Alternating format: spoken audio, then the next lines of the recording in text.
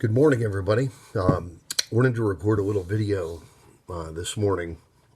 I've been recording videos as I feel led when I come across situations that I think God is speaking to me to relay. One of those is what I'm about to talk about. Is if you're a Christian, inevitably, this is something I've been dealing with a lot recently. You're going to come across people who are going to question God. And if God were God, how could these babies die of cancer? How could this tornado? How could this? How could that? How could those things happen? We've all heard that.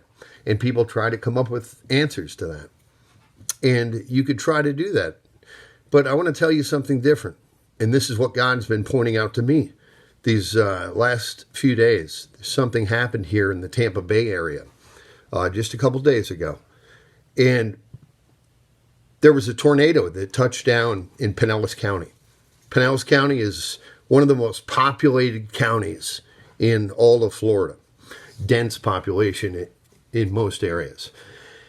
And when I heard that a tornado had touched down, that's one thing. They said that the tornado had traveled 5 miles over 2 hours. It stayed down on the ground, which is unprecedented for a tornado to do that.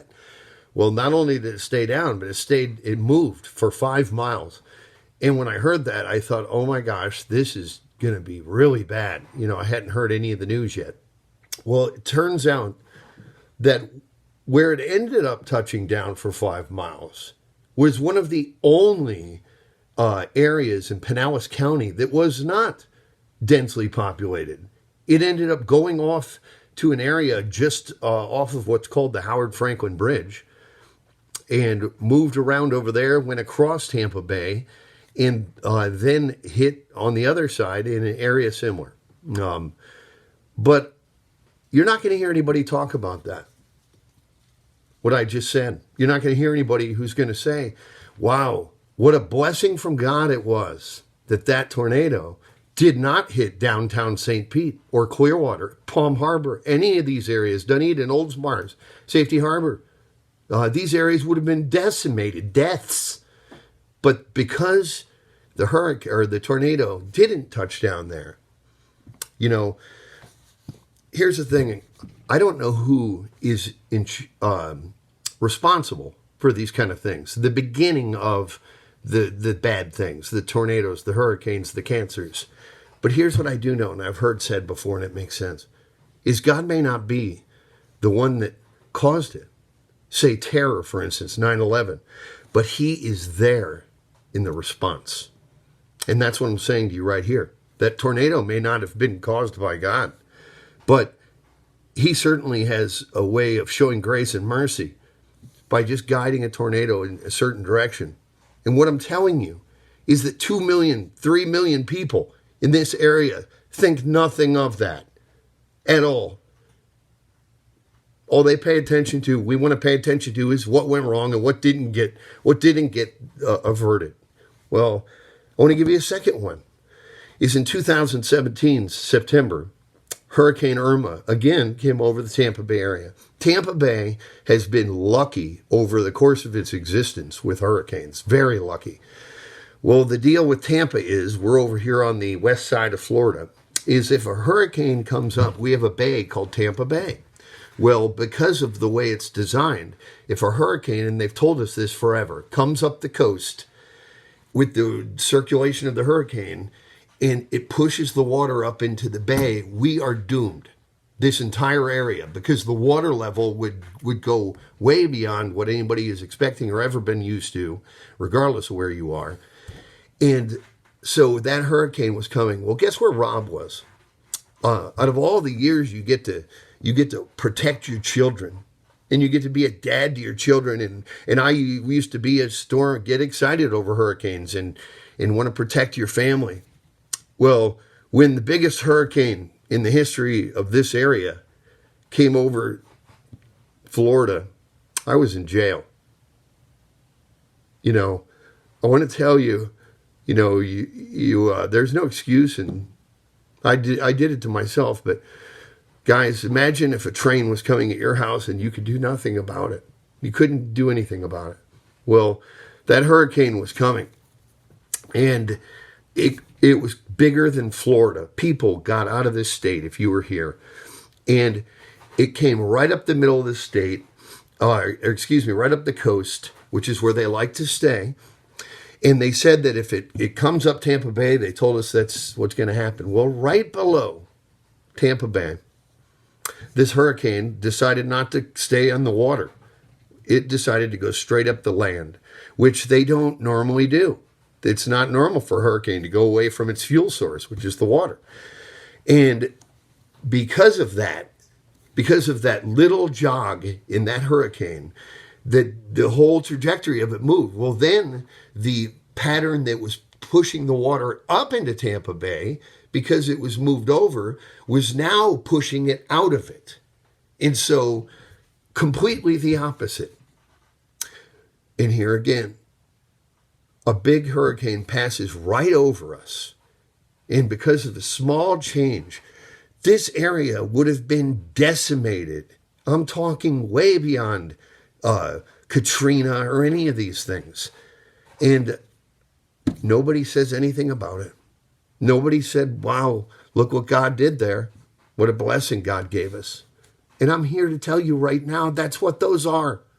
And I want to tell you the third and most impactful story of what I'm telling you is in February of 2005. My daughter Ruthie, she had been in our backyard here and was walking around playing with my wife in the backyard, the kids. And long story short, maybe 30 seconds, Ruthie ended up falling in the pool with both Chris and I both home. And I was sitting in my office. I want you to hear the story. And I want to tell you that when my wife screamed, when she found my daughter floating like a rag doll in the pool, face down, I can't explain the tone that I heard. I'd never want to hear it again the rest of my life. And I went out there and she was pulling our daughter, 2 years old, out of the pool like a rag doll, lifeless. And she started CPR, got 911 on the phone, and for several minutes, nothing happened. She blew, and I kept trying to instruct her on what to do and guide her, and I could hear the sirens coming in the distance, and they just never seemed to get there. And my daughter blew and blew. Well, at the time, I was living the wrong way.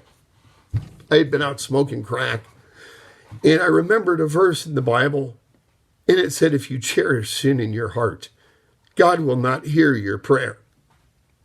Well, let's just say I was cherishing sin in my heart at that time in my life, and I knew it. And my wife, I want you to picture this, is sitting on her knees giving CPR to our daughter. And it started hitting me that I was going to lose my daughter. And I knew my prayer wasn't being heard, and I was going to get up and leave and go to my neighbor's, Mary's house, so that I could ask her to pray for me, because I felt that was more useful than me sitting there.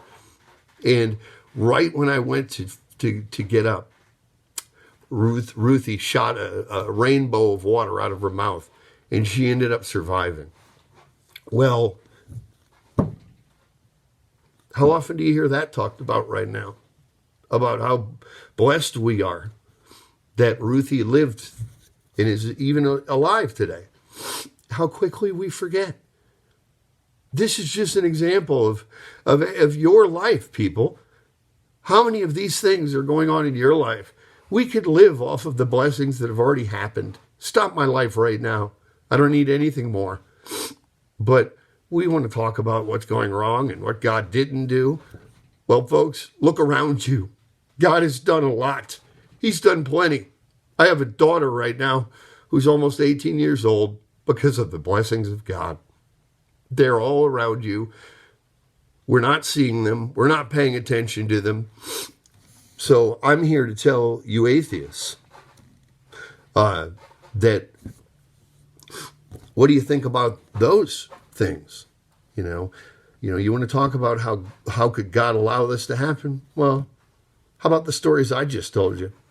I'm sorry to say, but How about God spared you? The atheist, he spared you, along with his family. So that's it, guys.